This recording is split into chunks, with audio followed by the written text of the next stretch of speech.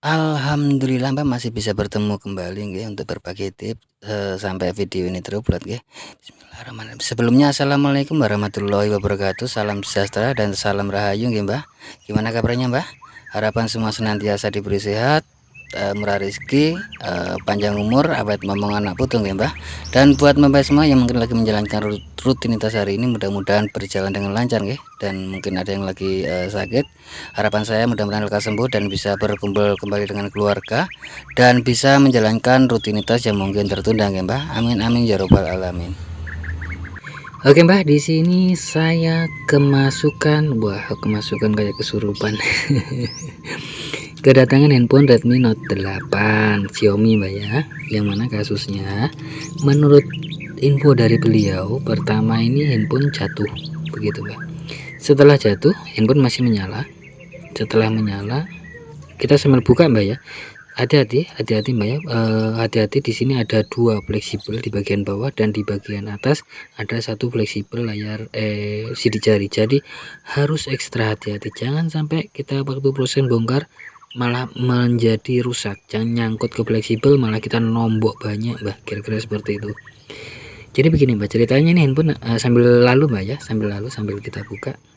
Yang belum subscribe dan berlangganan monggo klik subscribe dan nyalakan tombol lonceng supaya ke depan kalau ada video-video atau tips-tips dari saya bisa muncul untuk notifikasinya Mbak, baik info dari yang tidak bermanfaat dan bisa bermanfaat Mbak.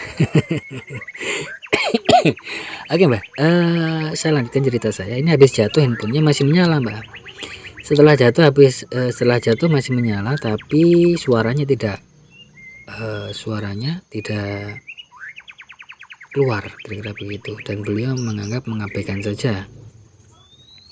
Bisa dilihat Mbak, saya sambil center ya, kenapa kok sambil saya center, dibiasakan Mbak. Saya lupa, kayak ini pernah bongkar tapi saya lupa Mbak di mana letak fleksibelnya, dan saya tidak browsing tadi, jadi langsung saya kerja. Setelah saya terbuka sedikit, kita center dengan tujuan kita melihat fleksibelnya Mbak, keberadaan fleksibelnya. Jadi kita posisikan yang kita mau sontong atau kita mau masukkan untuk plastik tipis untuk melepaskannya Mbak. Jadi begini Mbak, setelah handphone jatuh masih menyala tapi suara tidak ada.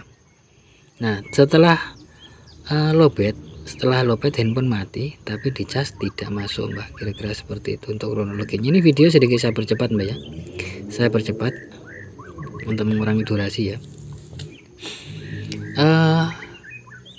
Dan beliau pun membawa ke tempat saya, kira-kira seperti itu Mbak. Oke Mbak, kita buka perlahan. Di sini lemnya agak lumayan banyak, kira-kira seperti itu Mbak. Kebetulan oke Mbak, dilanjut tadi kredit darat ya, kita buka perlahan Mbak. Saya ingatkan sekali lagi, kalau mau buka handphone ini di penutup belakang itu konsekuensinya Mbak ya, pokoknya ekstra hati-hati. Satu, yang pertama ini tutupnya ini mudah pecah karena dia bukan dari atom, satu itu. Kedua, bisa dilihat ada soket, nah ini soket sidik jari yang mana jika melakukan pembongkaran tidak hati-hati bisa robek. Satu itu. Kedua bisa dilihat ada dua fleksibel juga di bagian bawah, yaitu fleksibel layar dan jalur data ke cas atau jalur jas atau jalur speaker dan lain-lain. Di sini pada saat mencungkil itu hati-hati Mbak, harus ekstra hati-hati. Di sini saya coba bersihkan dulu Mbak untuk soket-soketnya, barangkali soketnya bermasalah.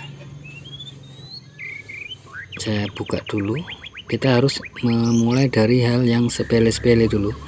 Kalau nanti kita bersihkan apa semua masih tetap baru melakukan level yang sedikit mungkin susah Mbak. Sini saya cek baterainya ada ya, saya cek baterainya ada tapi memang lowbat.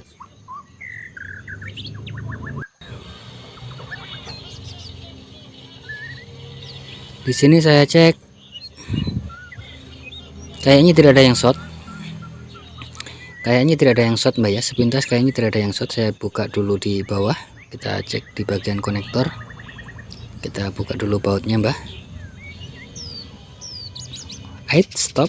Sebelum saya buka, kenapa tidak saya lakukan cara yang lebih simpel dulu?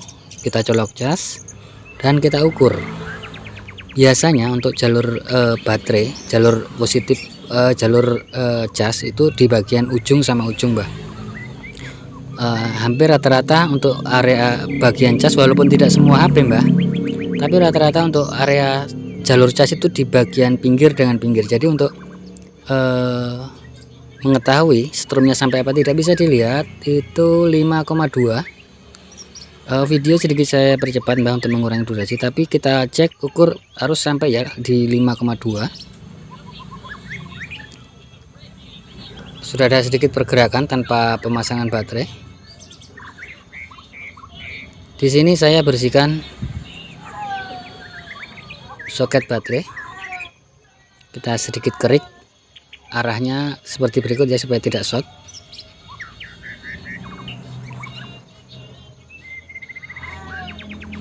Dan di sini untuk soket di baterai kita berikan thinner dan kita gosok-gosok seperti berikut supaya lebih bersih. Setelah itu kita pasang.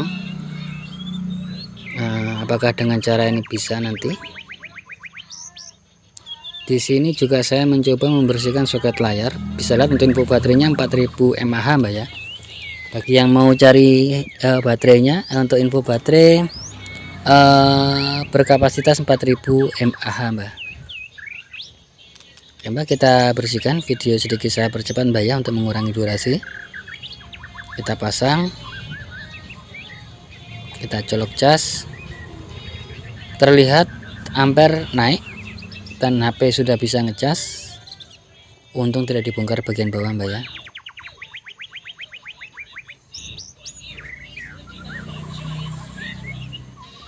Bisa dilihat Mbak, ampere sudah masuk Mbak ya. Kita coba nyalakan, apakah handphonenya bisa menyala dengan normal dan keluar suara.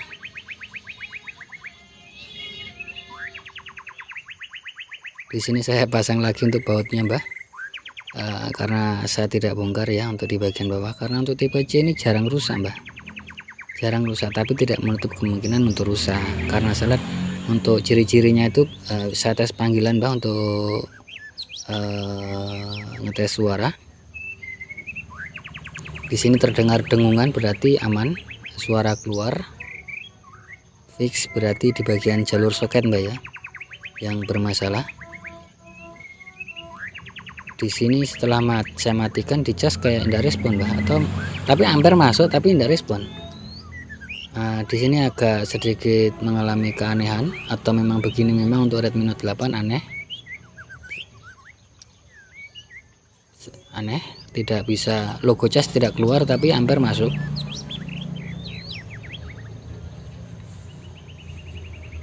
Di sini ada yang aneh, dinyalakan tidak mau.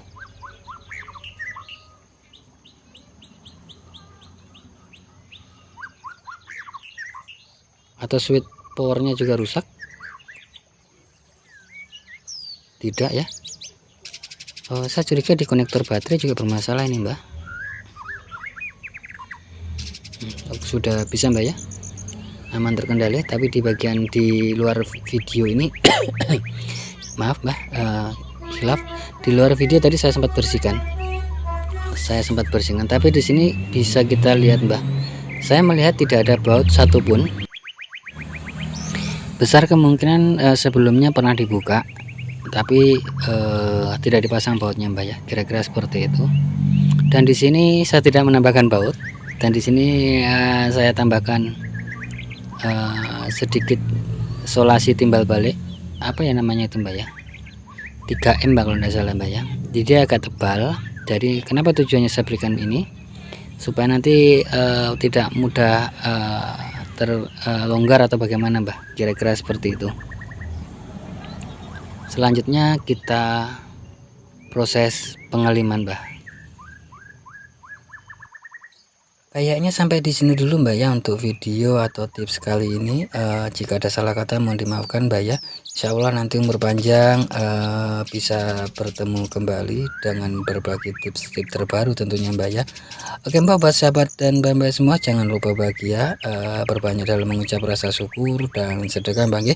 Dan khusus buat sobat muslim, sekedar mengingatkan saja, mari sama-sama kita berbanyak sholawat dan perbaiki sholat tentunya. Akhir kata akhir salam, wassalamualaikum warahmatullahi wabarakatuh.